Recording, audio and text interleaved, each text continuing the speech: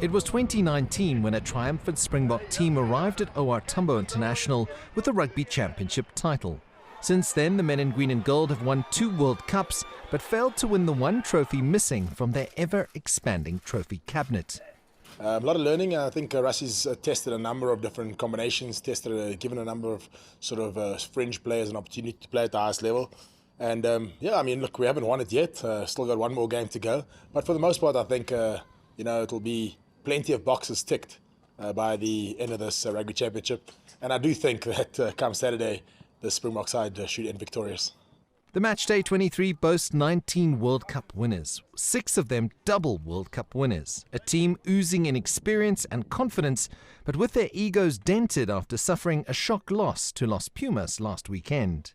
They had the opportunity in the last few minutes to win the game. Unfortunately, they missed a kick, but it's one of those things. It's a game, so anything can happen at the moment, and it's always a team effort. So yeah, but the Boks have been brilliant.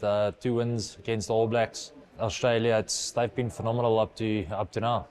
The near indestructible 2-time World Cup winning lock Eben Etzebeth will become the most capped Springbok of all time when he jogs out onto the field at the Mbombela Stadium, surpassing 2007 World Cup winner Victor Madfield's mark of 127 caps that has stood since 2015. I think what makes Eben so good as a rugby player is not necessarily the performances that he's put in, even though those have been really, really good.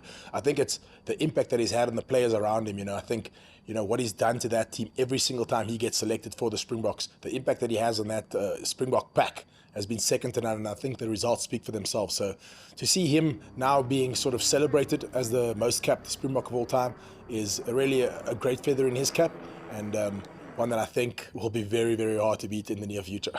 The Springboks have lost only once to Los Pumas on South African soil. That solitary defeat is one of 4 in total, while the 4-time world champions have won on 32 occasions when the proud rugby nations have clashed in 37 tests. History and home ground advantage makes it very difficult to look past the men in green and gold, winning their 2nd Rugby Championship title and reaffirming their status as one of the greatest teams of all time. CS Du Plessis, CGTN, Johannesburg.